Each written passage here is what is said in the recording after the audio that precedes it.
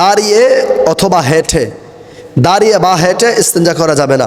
অনেকেই দেখা যায় রেস্টুরেন্টে কিংবা কোনো হোটেলে গেলে দাঁড়িয়ে প্রস্রাব করার ব্যবস্থা থাকে, তো সেখানেই তারা দাঁড়িয়ে প্রস্রাব করা শুরু করে দেয়। না, আপনি মুসলমান, আপনি নবীর উম্মত, আপনি নবীর শাফায়াত আশা করেন, আপনি নবীজির ঘৃণিত কোনো কাজ করতে পারেন না।